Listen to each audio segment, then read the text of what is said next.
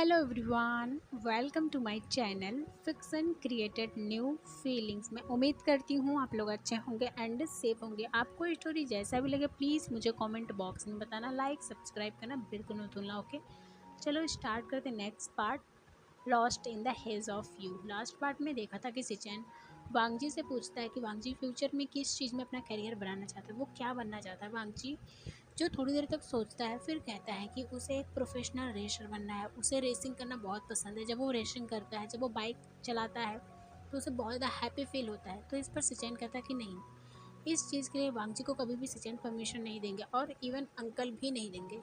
वांगजी इससे बहुत ज़्यादा हर्ट हो जाता है। उसे लगता है कि उसकी कोई बात नहीं सुनता, उसे कोई प्यार नहीं करता, उसे कोई नहीं समझ सकता। और इसी वजह से वांगजी जो अपने रूम में आता है और अपने रूम में जितने भी उसके रूम में सामान होते हैं सब उसको तोड़ फोड़ करने लगता है। सिचेन को जब ये साउंड सुनाई देता है तो वो भी आता है। वो वांगजी को डोर ओपन करने के लिए बोलता है, बट वांगजी डोर नहीं ओपन करा तो सिचेन जो डोर को तोड़ देता है। जब अंदर जाता है देखता है तो रूम की हालत बहुत ज़्यादा ख़राब होती है और तोड़ने फोड़ने के चक्कर में वांगजी को भी कुछ कांच उसके हाथ में और कुछ पैरों में चुभ जाते हैं जहाँ से ब्लीडिंग हो रही थी। सिचेन जो ये सब देखता है वो फटाक से वांगजी को बेड पर बैठाता है और वो ये भी नहीं परवाह करता है कि उसके पाँव में भी कांच चुभ रहे हैं। वो ऐसे दौड़कर आता है और वांगजी के पाँव को बैंडेज करने लगता है। सिचेन जो ये सब कर रहा था, वांगजी जब सिचेन की तरफ देखता है तो उसे बहुत ज़्यादा ही हर्ट फील होता है क्योंकि सिचेन की आंखों में आंसू होते हैं। वो बार बार कंटिन्यू वांगजी के पाँव को क्लीन कर रहा था, उसे बैंडेज कर रहा था। अब वांगजी फटाक से सिचेन के पाँव को भी क्लीन करने लगता है, उसे बैंडेज करने लगता है। बट वांगजी के हैंड में ऑलरेडी बैंडेज होती है तो सिचेन अपने पाँव को अपने हाथ से ही ट्रीट करता है। फिर सिचेन वांगजी से पूछता है कि वांगजी, अगर मैं तुम्हारी जगह होता, मैं कहता कि मैं रेसर बनना चाहता हूँ, तो तुम क्या कहते। वांगजी इस क्वेश्चन पे पूरी तरह से शांत रहता है, वो कुछ भी नहीं बोलता। अब हम देखते हैं कि इसी तरह से एक वीक बीत जाता है। वो वांगजी कुछ भी उस मैटर्स को लेकर कुछ भी बात नहीं करता। अब वांगजी डायरेक्ट अपने स्टडी पे ध्यान देने लगता है बिकॉज उसकी एग्ज़ाम जो है अभी बहुत ज़्यादा ही पास आ गया है। हम देखते हैं कि वांगजी के एग्ज़ाम भी स्टार्ट हो जाते हैं। सिचेन जो उस दिन से बहुत ज़्यादा स्ट्रेस होता है, उन्हें रात को नींद नहीं आती। वो बार बार कंटिन्यू लगातार यही सोच रहे होते। वो सोच रहे थे कि उनका फ़र्ज़ बनता, क्योंकि वांगजी का वो बिग ब्रदर हैं तो उनका फ़र्ज़ बनता है कि वांगजी जिस चीज़ में करियर बनाना चाहते, जो भी उसे लाइफ में चाहिए, उसे उनका उसके सपोर्ट करना चाहिए, उसे उसकी हेल्प करनी चाहिए। और यहाँ पर सिचेन क्या कर रहे हैं, सिचेन अपने डर को वांगजी के ऊपर थोप रहे हैं। वांगजी जो अभी अपनी लाइफ जीना चाहता है, वो फ्यूचर को लेकर इस तरह से डरे हुए हैं कि वांगजी को इतना ज़्यादा कंट्रोल कर रहे हैं। सिचेन ये सब सोच रहे होते हैं, वो बहुत ज़्यादा ही वरीड होते हैं। अब हम देखते हैं 1 मंथ के बाद का सीन दिखाया जाता है। वांगजी जो बहुत जल्दी जल्दी खुद को रेडी कर रहा होता है क्योंकि आज उसका एग्ज़ाम का लास्ट डेट है और वो ऑलरेडी आधा घंटा लेट है। वो फटाफट खुद को रेडी करता है, अपने बैग्स को पैक करता है। वो फटाफट सीढ़ियों से लगभग दौड़ते हुए नीचे आता है और नीचे आता है सिचेन जो डाइनिंग एरिया में होता है, कुरैन भी होते हैं। सिचेन जो वांगजी की तरफ देखता है, वांगजी कहता है good morning uncle, good morning गगा, मैं चलता हूँ गगा। इस पर सिचेन कहता है वांगजी कहाँ जा रहे हो, हम साथ में चलते हैं, मैं तुम्हें चलो ड्रॉप कर दूंगा। जब से वांगजी का एग्ज़ाम स्टार्ट है सिचेन ही उसे ड्रॉप करता है एंड उसे लेके आता है। तो इस पर वांगजी कहता है नहीं गगा, आप ब्रेकफास्ट कर लीजिए, मैं ऑलरेडी आधा घंटा लेट हूँ, अगर मैं ब्रेकफास्ट करने लगा तो और ज़्यादा लेट हो जाएगा, तो प्लीज़। अब कुरैन कुछ बोलने वाले होते हैं कि सिचेन जो 2-3 ब्रेड लेता है उसमें जैम्स लगाता है, वो फटाक से अपने हैंड में लेता है और कहता है ओके ठीक है अंकल, आप अच्छे से ब्रेकफास्ट कर लीजिए, हम ऑफिस में मिलते हैं। और कुरैन कुछ बोल पाता है इससे पहले ही सिचेन जो वांगजी के पास आता है उसके हैंड को पकड़ता है, कहता है ठीक है ये पकड़ो, और उसका बैग ले लेता है। कहता है ये लो, तुम खाते खाते चलो। वांगजी जो अपने गगा की तरफ देखता है, एक बार अंकल की तरफ देखता है। कुरैन कुछ बोल पाता इससे पहले ही दोनों वहाँ से निकल जाते हैं। कुरैन कहता है आजकल के बच्चे इतना जल्दी में रहते हैं। वो कुछ बोल पाता कि सामने से विंग आ रहा था। विंग जो आकर बैठता है और कहता है गुड मॉर्निंग अंकल। कुरैन भी गुड मॉर्निंग करते हैं, दोनों ब्रेकफास्ट करने लगते हैं। विंग जो इधर उधर ढूंढ रहा था कि कोई दिख नहीं रहा है, सिचेन या वांगजी। वैसे वो ज़्यादातर टाइम घर में नहीं रहता, जब भी वो रहता है तो वो कोई ना कोई तो हमेशा मिसिंग ही रहता है। विंग ये सोच रहा होता पर वो कुछ भी नहीं बोलता और अपना ब्रेकफास्ट करने लगा। हम दूसरी तरफ देखते हैं कि वांगजी जो अपने गवा की तरफ देख रहा था, वांगजी जो इस तरह से सिचेन को देख रहा था जैसे पहली बार देख रहा है। सिचेन कहता है वांगजी फटाफट करो। अब वांगजी कहता हो ओके। अब हम देखते हैं कि वो लोग जैसे ही ब्रेकफास्ट कर लेते हैं, उनका कॉलेज भी पास में आ जाता है। सिचेन कहता है वांगजी अच्छे से अपना एग्ज़ाम देना, ओके, मैं तुम्हें पिकअप करने आऊँगा, तुम जाना मत, यहीं रहना। तो इस पर वांगजी कहता ओके गगा। अब हम देखते हैं दूसरी तरफ सिचेन जो वांगजी को छोड़ के अब अपने ऑफिस में जाता है और वो बहुत ज़्यादा ही वरीड होते हैं कि सोच रहे होते हैं कि वांगजी को वो क्या गिफ्ट दें, क्योंकि नेक्स्ट वीक ही वांगजी का बर्थडे है। सिचेन ये सब सोच रहे होते हैं हम टाइम स्किप करके दिखाया जाता है दूसरी तरफ विंग, जो बहुत जल्दी जल्दी अपने कॉलेज में आता है और वो अपने दोस्तों के साथ बैठ के बातें करने लगता है और वो किसी पर्सन को ढूंढ रहा होता है पर वहाँ पे कोई भी नहीं होता। और फिर वो पूछता है कि नीहू से कि नीहू सब कहाँ है, तो नीहू कहता है कि सब तो हैं यहाँ पे। नीहू जिसे पता है कि विंग किसे ढूंढ रहा है, फिर कहता ओह तुम जिस पर्सन को ढूंढ रहे हो वो अभी नहीं है यहाँ पर। इस पर विंग कहता मैं किसी को नहीं ढूंढ रहा, तुम इस तरह से बातें क्यों बना रहे हो।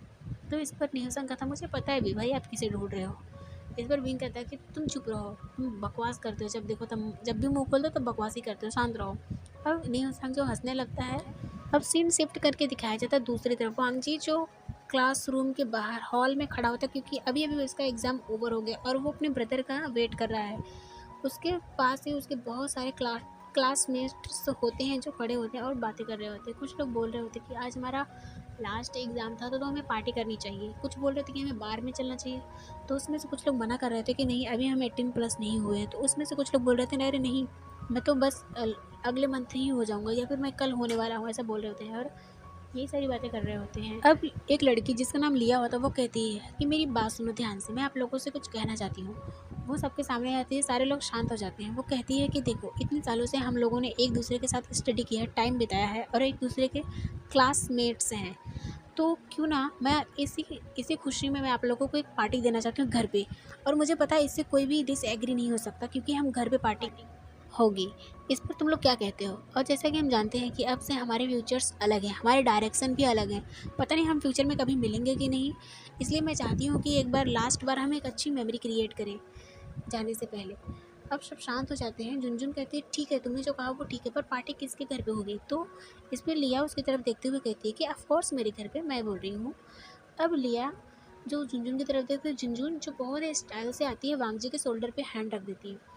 ये काम केवल झुनझुन ही कर सकती है क्योंकि पूरे क्लास या पूरे कॉलेज में पता है कि वांगजी को किसी का टच पसंद नहीं है। पर हाँ झुनझुन जो वांगजी को शोल्डर पे हाथ रखती है, कुछ भी करती है, उसके बालों को टच करती है, वो किसी तरह से वांगजी को टच कर लेती है। वांगजी उसे कुछ भी नहीं बोलता, इससे बहुत सारे लोग उसे जलते हैं और कुछ लोग तो ये सोचते हैं कि वांगजी एंड झुनझुन दोनों एक दूसरे के बॉयफ्रेंड एंड गर्लफ्रेंड है।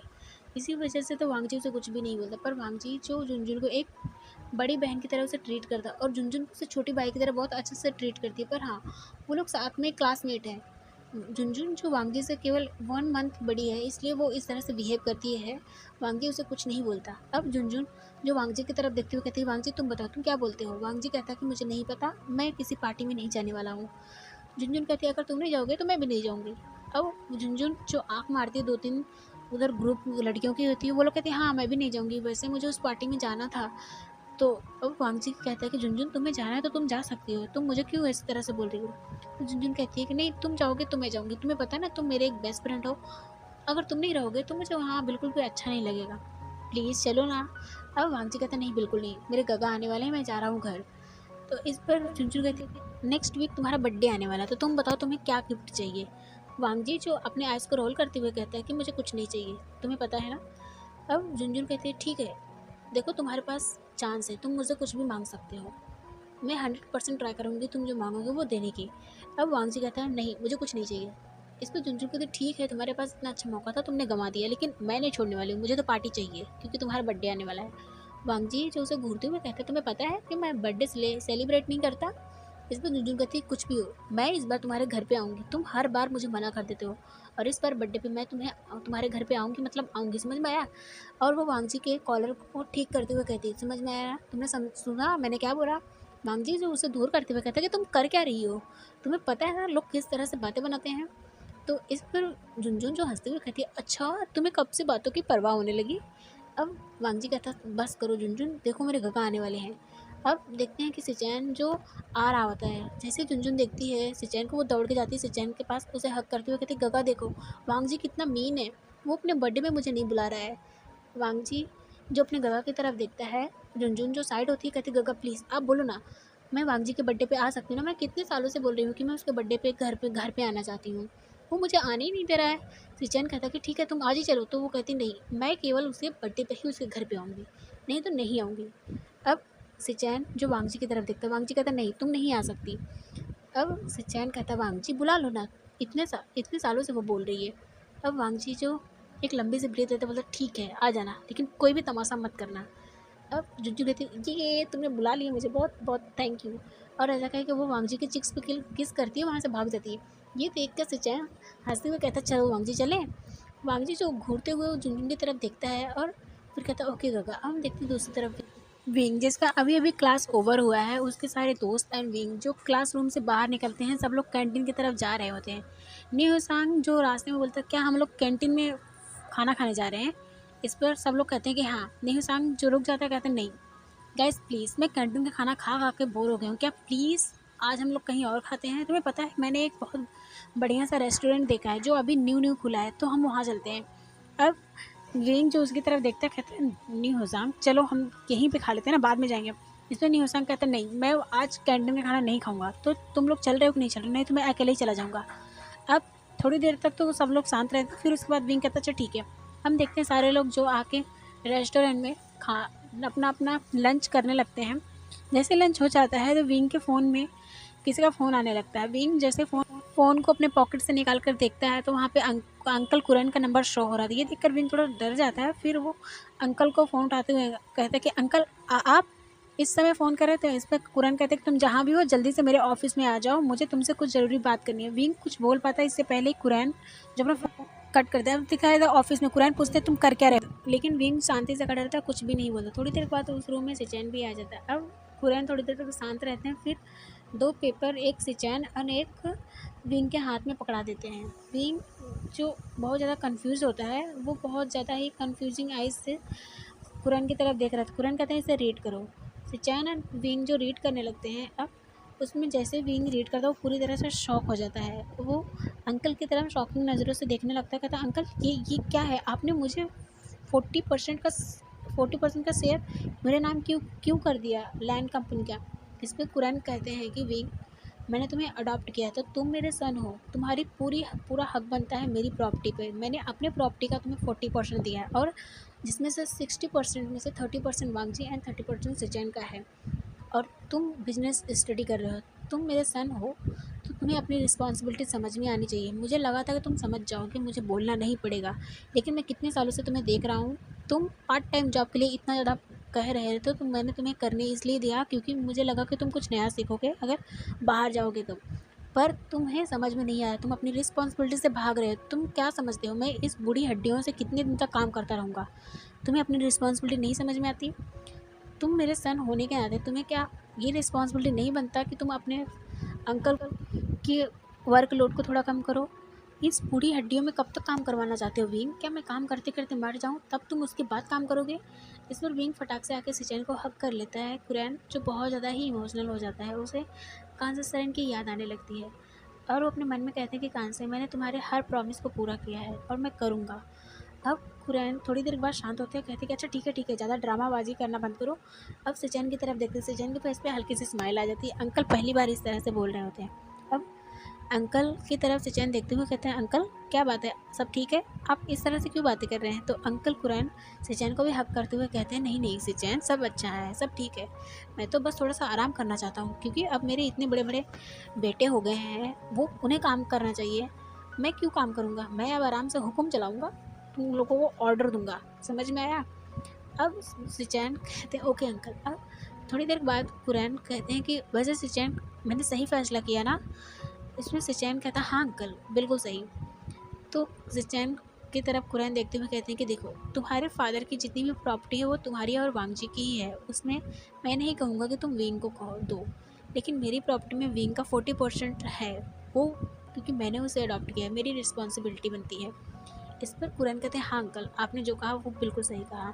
अब थोड़ी देर बाद देखते हैं विंग जो बहुत ज़्यादा हैप्पी होता है और वो अंकल को फिर से टाइटली हक कर लेता है। इस पर अंकल कुरैन आप गुस्से में कहते हैं विंग बस बहुत हुआ, मैंने थोड़ा सा तुम्हारे साथ नरमी दिखाई तो तुम गले ही पड़ गए।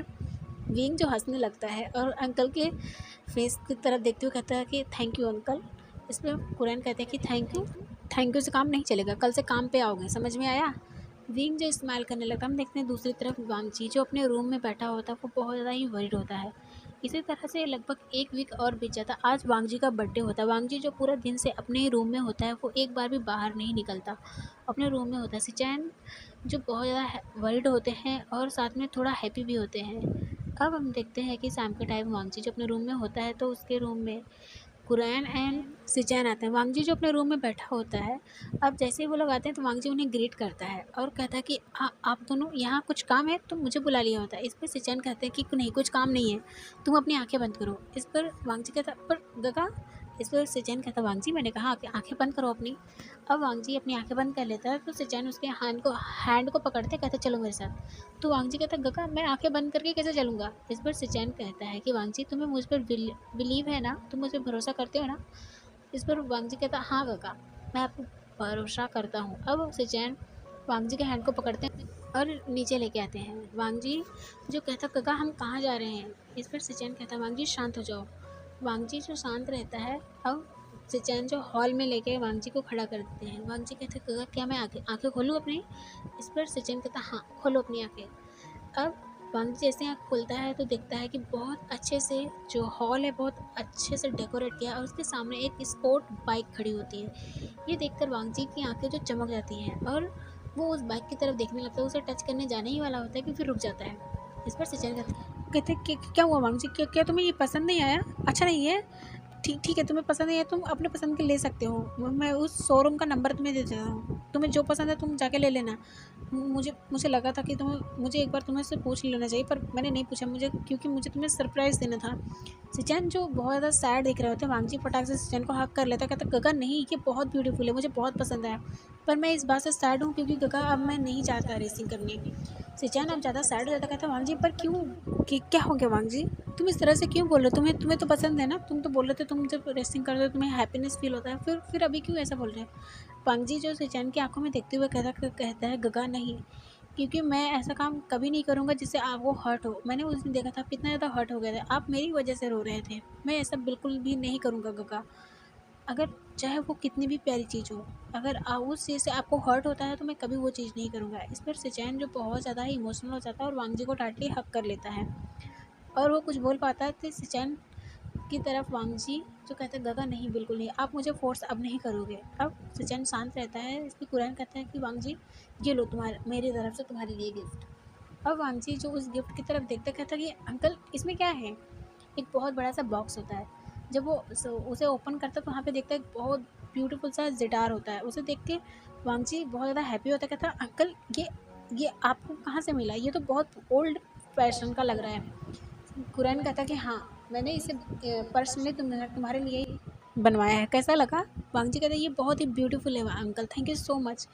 अब पीछे से झुनझुन आते हुए कहती वाह तुम्हारा घर कितना ब्यूटीफुल है और कितना अच्छा डेकोरेट किया गया है, तुम यहाँ रहते हो वांगजी। वांगजी उसकी तरफ देखते हुए है आई रोल करते हुए कहता है कि अच्छा है तुम आ गई, तुम मेरे लिए क्या लाई हो बताओ मुझे, मेरा गिफ्ट कहाँ है। इस पर झुनझुन जो अपना शोल्डर को उचकाते हुए कहती है मैं तुम्हारे लिए गिफ्ट थोड़ी लाई हूँ, तुमने मुझे इतने सालों के बाद बुलाया अपने घर पे, तो मैं यहाँ केवल पार्टी इंजॉय करने के लिए आई हूँ, समझ में आया, मैं तुम्हारे लिए गिफ्ट नहीं लाई हूँ, तो ज़्यादा मुझसे उम्मीद मत करो। इस पर वांगजी कहता है हाँ तुम एक नंबर के कंजूस हो, तुम मेरे लिए गिफ्ट क्यों लाओगी, तुम केवल खाने आई हो यहाँ पर। झुनझुन जो कहती है लान वांगजी मैं तुम्हें छोड़ूंगी नहीं, अगर तुम्हारा आज बर्थडे नहीं होता ना तो मैं तुम्हारा सर फोड़ देती। ये देखकर सिचैन के फेस पे स्माइल आ जाती है और साथ में उन्हें सैड भी फील होता है। वो सोचते हैं कि काश वांगजी इस लड़की को पसंद करता या प्यार करता तो वांगजी कितना हैप्पी रहता, ये लड़की वांगजी को कितना ज़्यादा हैप्पी रखती है। फिर सोचते हैं कि नहीं वांगजी इसके साथ इसलिए रहता है क्योंकि इसे अपने सिबलिंग की तरह देखता है और मैं भी तो उसका सिबलिंग हूँ, पर मैं इस तरह से कहाँ उसके साथ घुल मिल पाता हूँ, मैं उससे बड़ा हूँ इसकी वजह से। सिचैन जो ये सब सोच रहे होते हैं, वांगजी जो इधर उधर घूम रहा होता है, तो इस पर झुनझुन कहती है कि वैसे क्या तुम अपना गिफ्ट नहीं लेना चाहोगे। तो वांगजी कहता है क्या तुम सच में मेरे लिए लाई हो गिफ्ट। अब झुनझुन एक बहुत ही ब्यूटीफुल सा नेकलेस दिखाते हुए कहती है ये लो तुम्हारे लिए। उसमें दो हाफ रैबिट होते हैं, एक ब्लैक एंड वाइट होता है। ये देखकर वांगजी बहुत ज़्यादा हैप्पी हो जाता है, कहते हैं झुनझुन तुमने ये मेरे लिए लाया है। तो झुनझुन कहती है ऑफ कोर्स इडियट तुम्हारे लिए लाया, तुम्हें क्या लगा मैं तुम्हारे लिए गिफ्ट नहीं लाऊंगी, मेरा बेस्ट फ्रेंड का बर्थडे है। इस पे वांगजी जो बहुत ज़्यादा हैप्पी हो जाता है। अब वांगजी उस गिफ्ट की तरफ देखता है तो उसे किसी की याद आ जाती है और वो उस पर्सन को ढूंढने लगता है एक दूसरे। अब झुनझुन कहती है वैसे तुम किसे ढूंढ रहे हो। तो इस पर वांगजी कहते हैं किसी को नहीं, मैं बस देख रहा हूँ कि कितना अच्छा सजाया हुआ है ना, लाइटिंग कितनी ब्यूटीफुल लग रही है। तो झुनझुन कहती है कि झूठ बोलना बंद करो, मुझे पता तुम किसे ढूंढ रहे हो, वीका को ढूंढ रहे हो ना। वांगजी का फेस पूरी तरह से उतर जाता है। वो कहती है कि क्या उन्होंने तुम्हें विश नहीं किया। वांगजी कुछ नहीं बोलता। फिर कहती है झुनझुन कहती है क्या मैं उससे बात करूँ क्या। इस पर वांगजी कहता नहीं बिल्कुल नहीं। अब हम देखते हैं थोड़ी देर बाद कुरैन जो किसी को ढूंढ रहे होते पर वो नहीं दिखाई देता, वो अपना फ़ोन निकालते हैं और विंग को फ़ोन लगाते हैं। कहते हैं विंग तुम कहाँ हो? विंग कहता है कि अंकल ऑफिस में हूँ। इसमें कुरैन कहते हैं वाह, तुम्हें पता है आज वांग जी का बर्थडे है? इसमें विंग कहता कि क्या वांग जी का बर्थडे है? ओह नो अंकल, मैं तो भूल ही गया। अब विंग जो फटाफट वहाँ से निकलता है और आता है। इधर देखते हैं वांग जी जो वेट कर रहा होता है, 10 बज जाता है। वहाँ पे जितने भी गेस्ट होते हैं अब धीरे धीरे जाने लगते हैं, जो थोड़ा बहुत हैं। सचिन कहता वांग जी केक कट करो। वांग जी कहता है अंकल गगा 5 मिनट और। अब ऐसे ऐसे करके 10 बज जाते हैं। तो इस पर सचिन कहता है कि वांग जी केक कट करो। अब वांग जी अब बहुत ज़्यादा ही सैड होके आके केक कट कर देता है। केक कटता है, वो सचिन को खिलाता है और अंकल को खिलाता है। वो बहुत ज़्यादा ही सैड हो जाता है। उसे लग रहा था कि विंग उसे सबसे पहले विश करेगा, पर यहाँ सबसे आखिरी में भी विंग उसे विश करने नहीं आया। वांगची जो बहुत ज़्यादा सैड होता है पर वो कुछ भी नहीं बोलता और अपना केक जब कट कट कर लेता है वो चुपचाप अपने रूम में चला जाता है।